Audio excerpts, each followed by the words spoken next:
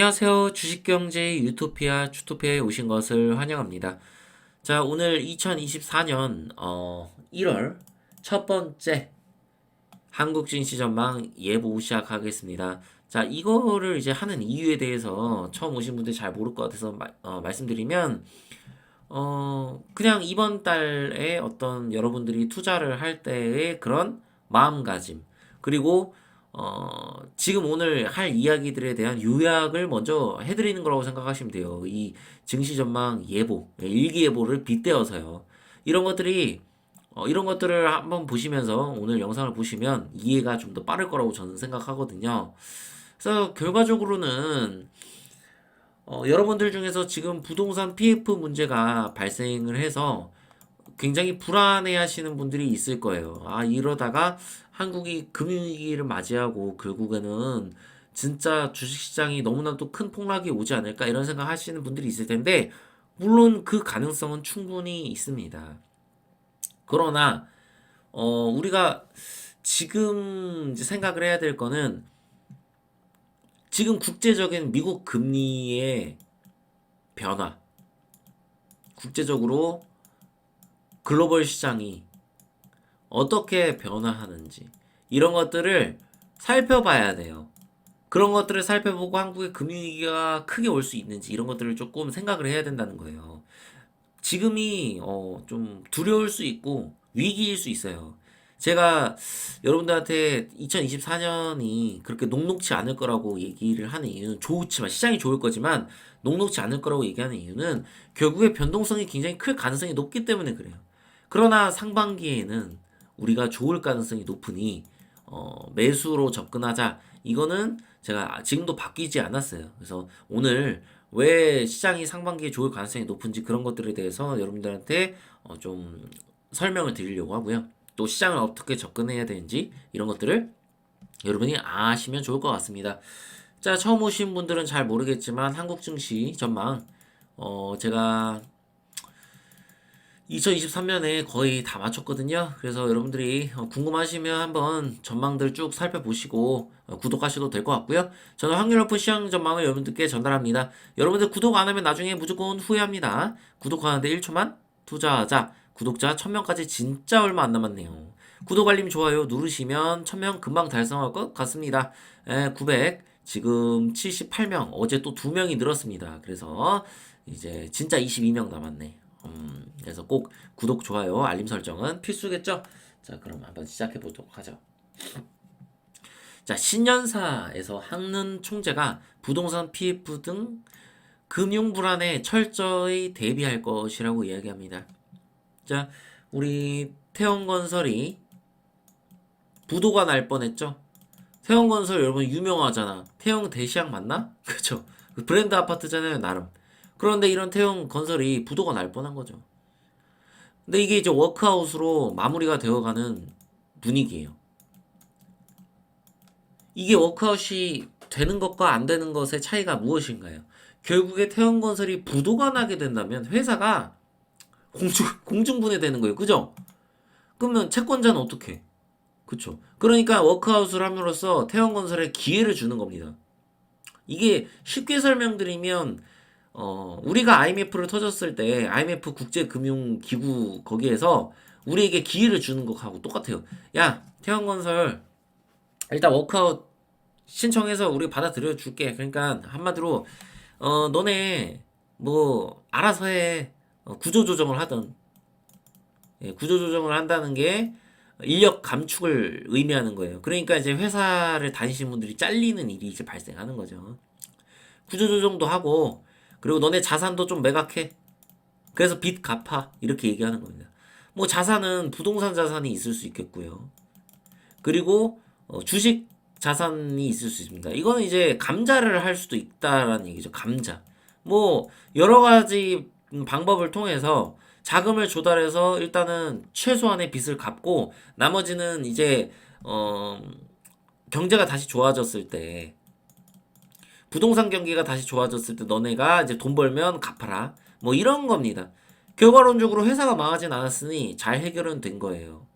그러니까 한 고비를 넘긴 거라고 할 수 있죠. 그러나 우리가 주의해야 될 점은 태형건설 말고 또 다른 건설회사가 이런 부동산 PF 문제가 터져서 결과적으로 또 한번 또 이제 파산의 위기를 맞이하는 그런 상황이 조금 이제 시장에 충격을 줄 수 있는 그런 상황이라는 거예요.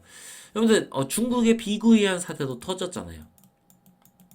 그런데 한국의 부동산 PF 문제가 터졌을 때 만약 그것을 수습하지 못했을 때 그 후폭풍은 굉장히 클 수 있다라는 걸 여러분들이 이미 알고 있었을 거라고 생각해요. 만약에 부동산 PF 문제가 제가 작년 10월에 28 전쟁이 잘못돼서 이스라엘이 만약에 그 이란이 개입을 할 경우에는 국제유가의 폭등으로 인해서 만약 이런 부동산 PF 문제가 터졌을 때 정말 큰일 날 수 있다라고 여러분들 말씀드린 게 다 이유가 있는 겁니다. 그런데 28 전쟁이 마무리가 잘 된 건 아니지만 이란이 결국 개입을 하지 않았단 말이에요. 결국에. 그래서 지금 국제유가는 지금 안정세를 보이고 있고요. 이 과정에서 미국이 연준이 금리 인하를 단행하겠다고 얘기를 했습니다. 올해 2024년에 금리 인하를 할 것이라고 이야기를 했습니다. 이런 상황에서 PF 문제가 터졌기 때문에 이 최악의 상황과 지금의 상황은 다르다고 생각하셔야 됩니다. 미국이 금리 인하를 하기 때문에 한국은 유동성을 풀 수가 있습니다. 미국이 금리 인하를 하지 않을 경우에는 우리가 유동성을 함부로 먼저 풀 수가 없습니다. 왜냐면 환율 시장이 움직일 수 있고 또한 외국인의 자본이 이탈될 수가 있습니다. 그래서 유동성을 함부로 풀기가 어려워요. 미국이 그렇게 고금리 정책을 필 경우에는. 그런데 우리나라 같은 경우는 지금 미국이 금리 인하를 결국에 하기로 결정했기 때문에 이런 유동성 정책을 필 수 있다라는 얘기예요. 여러분들 중에는 지금 빚이 너무 많으니까 한국이 이거는 지금 당장 망할 거라고 이야기하시는 분들이 있어요. 맞아요. 한국 빚이 너무 많아요. 이런 부분들 가계부채 문제 터질 수 있습니다. 근데 이게 지금이 아닐 수 있다라는 거예요. 나중에 터질 수 있다라는 나중에 분명히 한국은 굉장히 위험한 상황에 직면을 할 거예요. 그렇지만 지금 당장 위험한 상황에 직면하지 않을 방법이 있는데 일단 유동성을 풀 수가 있는데 지금 당장 갑자기 금융위기를 뭐 워크아웃이나 이런 것도 안 받아주고 그냥 태형건설 부도 처리해버리고 그냥 그렇게 해서 한국이 금융위기가 오게끔 만든다. 그거는 정말 바보 같은 정책이 아닐 수가 없습니다. 결과론적으로 유동성을 한 번 더 우리는 풀겠죠. 그 과정에서 한국의 가계부채는 더욱더 늘어날 수도 있는 상황이 벌어질 수 있지만 일단은 미래로 그것을 이제 연기를 시키고 미래의 이 해법들 우리나라의 어떤 이 가계부채의 위험성이라든지 부동산 버블 이런 것들을 바로잡으면서 이런 위기를 또 극복할 수도 있는 상황이 올 수도 있다라는 겁니다. 그래서 지금 너무 시장을 비관적으로 보지는 않으셨으면 좋겠어요. 물론 이 태형 건설이 결국에는 워크아웃을 신청했다. 이것만으로도 한국 부동산은 침체는 꽤 오래 갈 겁니다. 꽤 오래 가겠지만 결과론적으로 한국이 금융위기는 우리가 벗어날 수 있다. 이게 마지막 위기가 되지 않을까? 이런 생각하고 접근을 하시라는 얘기예요. 마지막 위기. 아시겠죠? 물론 추가적으로 한국은 경제가 굉장히 좋지 않을 거기 때문에 그런 뭐 한국의 신용등급 강등 이런 문제가 벌어질 수도 있어요. 그래서 이런 것들이 시장에 영향을 끼칠 수 있기 때문에 올해 좀 주목을 해야 된다라고 말씀드리고 싶고요. 자, 그리고 동학개미가 삼성전자 매수 평단이 뭐 8만, 뭐 7만 4천 이내 뭐 이런 얘기가 있습니다. 제가 이미 차트 분석을 통해서 여러분들한테 말씀드렸지만 삼성전자는 결과론적으로 이 8만에서 이따가 또 말씀드리겠지만 9만 구간이 상당히 되게 큰 저항 구간이에요. 큰 저항. 여기 매물이 많단 말이에요. 개인의 매물이 많습니다. 그래서 이거를 한 번에 뚫고 10만 전자를 가는 거는 사실 쉽지가 않습니다. 그래서 이런 것들을 여러분들이 참고해서 올해 2024년에 내가 어떻게 시장을 바라볼지를 좀 생각을 하셔야 되고요. 자, 셀트리온 제약이 상한가에 이어서 또 신고가를 경신했다. 셀트리온이 합병 소식. 이것이 호재가 돼서 지금 돈이 들어오고 있습니다. 제약주에. 그런데 전통적으로 셀트리온 같은 경우는 제약주의 대장이에요. 그런데 이 셀트리온이 상한가를 가는 거, 제약이. 이런 일은 흔한 일이 아닙니다.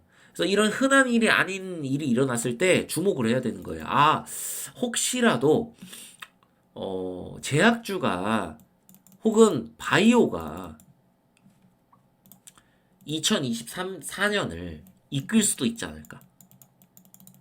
이런 생각을 하셔야 된다는 겁니다. 생각의 전환. 2024년에 시장을 이끌 종목이 반도체가 아니고 예를 들어서 얘가 될 수도 있다는 거죠.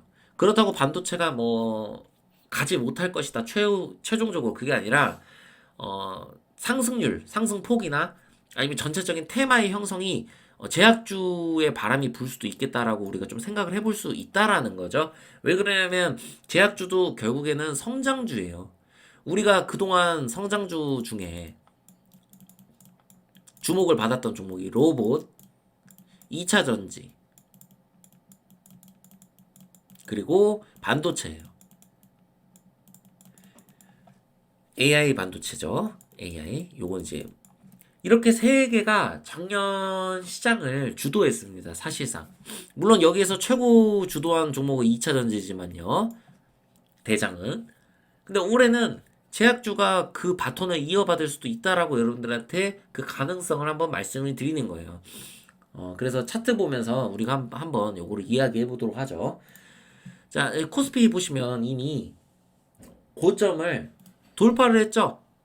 전고점을 돌파를 했어요. 여러분들한테 그런 말씀을 드렸을 거예요. 나스닥이 고점을 돌파하면 한국 증시 코스피도 분명히 고점을 돌파하러 보러 갈 겁니다. 이렇게 얘기했는데 결과론적으로 한국 증시 코스피도 2650을 넘어서면서 거의 2700을 찍을 뻔했죠. 예, 전고점을 돌파를 했어요. 이게 무슨 의미가 있느냐? 결과론적으로 이미 상승 추세에 확실히 진입을 했다. 한국 시장은. 한국 시장이 여기서 코스피가 이렇게 해서 조정을 받을 수도 있단 말이에요. 제가 앞서 말씀드렸다시피 부동산 PF 문제가 추가적으로 또 터지면서 만약 이게 태형건설로 끝나지 않고 그럴 경우에 조정이 조금 크게 받을 수도 있겠죠. 그래서 여기서 조정을 이렇게 받을 수도 있단 말이에요. 1월에. 근데 만약에 1월에 조정을 받더라고 하더라도 그건 제한적일 겁니다. 결과론적으로 여기 60일선이 있고 형님이 지켜주고 있잖아요. 61선. 120선도 지켜주고 있고 21선도 다들 상승 추세를 그려나가는 모습을 보여주고 있어요. 이렇게 차트가 이평선이 돌아가는 상황에서 갑자기 이렇게 급락을 하고 여기서 이렇게 될 가능성이 매우 낮다라는 거예요. 그리고 여러분들이 주의해야 될 건 딱 하나예요. 만약에 이 구간 지금 한국 증시를 바라보면서 보셔야 될 거는 요 구간 제가 다시 한번 이렇게 그을게요. 요 구간을 만약에 갑자기 급격하게 이탈하는 모습이 발생을 한다면 그거는 우리가 위험하다는 신호로 인지를 해야 됩니다. 예를 들어서 지금 부동산 PF 문제가 터졌는데 시장은 반응을 하고 있지 않잖아요. 추가적으로 부동산 PF 문제가 또 터지는 거야. 1+1으로 또 터지고 또 터지고 연쇄적으로 터지면 이건 문제가 돼요. 이거는 시장이 크게 충격을 받을 수 있습니다. 우리가 중국 같은 경우도 비급여한 사태가 터지고 또 어디 또 하나 망했어요. 두 개인가 망했어요. 두 개인가 세 개 또 망했어요. 그런데 한국도 그럴 수 있다라는 거예요. 우리가 비급여한 사태 터졌을 때 증시 조정받았죠. 그쵸? 그것처럼 한국 증시도 그런 상황이 올 수도 있다라는 점만 우리가 생각을 하고 투자를 하셔야 되는데 가장 중요한 거는 만약에 이게 내려올 경우에 저는 기회로 생각하고 투자를 해야 된다고 판단합니다. 그러니까 만약에 코스피가 21선까지 내려온다면 이건 기회지. 여러분들한테 올해 증시를 어떻게 해야 되는지 말씀드리면서 그 21선 매매에 대해서 여러분들한테 이야기하는 영상을 제가 찍었어요. 그쵸? 여러분들이 그걸로 충분히 수익을 낼 수 있거든요. 올해 시장이. 올해 시장에서 만약에 내가 원칙을 가지고 21선에서만 매매하겠다고 원칙을 가졌어. 얘가 이렇게 내려와서 21선에 도달하면 여러분들은 매수를 해야 되는 겁니다. 기회니까. 21선 매매를 나는 하기로 했으니까. 이런 식으로 시장을 접근해야지 지금 여기서 인버스를 때려박아야겠다. 뭐 다 망한다. 뭐 진짜 금융위기 온다 이렇게 생각하는 거는 정말 바보 같은 짓이에요. 인버스는 절대로 하셔서는 안 됩니다. 아시겠죠? 인버스는 여러분들 절대 하지 마셔라. 욕심 부리지 말자 이렇게 말씀드리고 싶어요. 자, 코스닥 한번 보겠습니다. 코스닥도 이미 121선을 돌파를 하고 안착을 하는 모습이에요.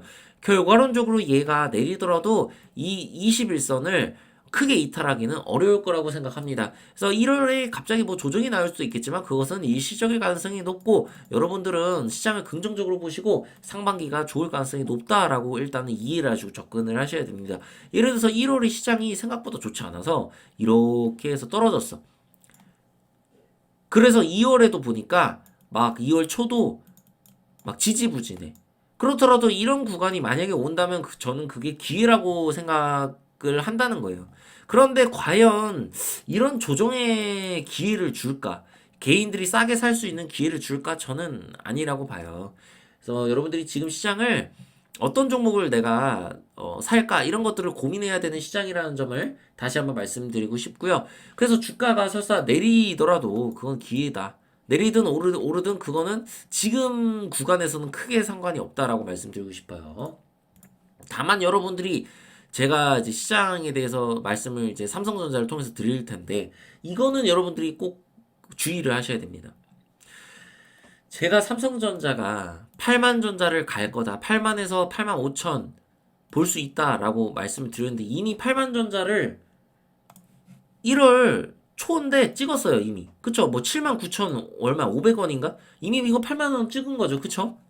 8만 전자를 이미 찍었는데 여기에서 삼성전자가 가봤자 얼마나 갈까요? 추가적인 상승 여력은 여기까지겠죠. 한 8만 5천. 요 구간에서 9만 사이일 겁니다. 결과론적으로 삼성전자가 추가 상승 여력이 이 정도밖에 없기 때문에 제가 봤을 때는 여기 매물이 장난 아닌데 이걸 한 번에 뚫는다. 우리가 이렇게 접근을 하면 안 돼요. 시장을. 아무리 반도체 AI 반도체가 앞으로의 시장을 주도할 가능성이 높고 매출 증대가 이어질 수 있겠지만 항상 지지와 저항을 여러분들이 생각하고 투자를 하셔야 됩니다. 이 부분이 강력한 지지가 될 수 있는, 저항이 될 수 있는 부분에서 더 올라간다고 우리가 생각하는 것보다는 이 구간에서는 우리가 이제 상승을 멈추고 조정을 받을 수 있겠구나 생각을 해야 된다는 거예요. 그런데 이미 여기까지 올라왔기 때문에 이 상승 추가적으로 여력이 좀 약하다는 얘기예요. 그러면 반도체가 좀 더 오를 수는 있겠지만 조금 제한적으로 오르지 않을까라고 이렇게 물음표를 한번 여러분이 던져보셔야 된다는 거예요. 이 정도는. 그렇다고 여러분들 뭐 반도체 다 팔아라 이렇게 하는 얘기가 아니라 제 의견을 여러분들께 말씀을 드리는 겁니다. 이런 물음표를 한번 해봐야 된다는 거예요. 삼성전자가 그래서 여기까지 왔을 때 나는 어떻게 할 것인가? 지금 내가 가지고 있는 반도체 관련주가 있다면 나는 어떻게 할 것인가? 이런 그 전략을 짜셔야 된다는 얘기예요. 삼성전자는 결국에 여기가 너무나 저항이 커서 여기를 맞고 떨어질 가능성이 높다라고 이해를 하시면 될 것 같고요. 자, 그리고 일단은 뭐 에코프로 한번 볼게요. 에코프로 보시면 에코프로가 지금 전 저점을 이탈할 수 있겠다라는 그런 생각이 조금 듭니다. 지금 61선을 맞고 떨어졌는데 여기서 지금 힘이 없어요. 그래서 아직 이제 전 저점을 이탈하지는 않았지만 만약에 여러분 전 저점을 이탈하는 상황이 오면 어떻게 돼야 돼요? 내가 만약 에코프로를 가지고 있는 주주라면 당장 던지고 나가야 됩니다. 에코프로가 추가적인 하락이 나올 수가 있다라는 점을 여러분들이 생각을 하셔야 돼요. 사실 이게 추가적인 하락이 나올 경우에는 어디까지 올지는 우리가 예상하기 어렵고요. 다만 아마 이 40만원 구간 선까지는 충분히 떨어질 수 있어요. 에코프로가. 그래서 조심하셔야 됩니다. 에코프로를 접근하는 것보다는 제가 항상 말씀드리지만 2차전지 관련주의 다른 아직 안 오른 종목들 나는 2차전지가 너무 좋아. 그래서 난 2차전지만 사고 싶어. 그러면 다른 종목들을 보셔라 라고 얘기하고 싶습니다. 에코프로 말고 다시 한번 말씀드려요. 에코프로는 이미 다 해먹은 종목이에요. 이 해먹은 종목은 위에 매물이 너무 많기 때문에 여기 다 구조대에 기다리고 있어요. 개인 투자자들이 살려달라고. 제발 여기까지만 와줘. 여기 구조대 기다리고 있단 말이에요. 누구 좋으라고 여기까지 올려주겠습니까? 쉽게 올라가지 않는단 말이에요. 그래서 하지 말라. 다시 한번 말씀드리고 싶습니다. 자, 그리고 한번 한미반도체 볼까요? 한미반도체 같은 경우는 지금 옆으로 기고 있어요. 그쵸? 사실 이렇게 옆으로 기고 있는 상태에서는 우리가 주가가 어떻게 변동을 할지 예측하기가 사실 어렵습니다.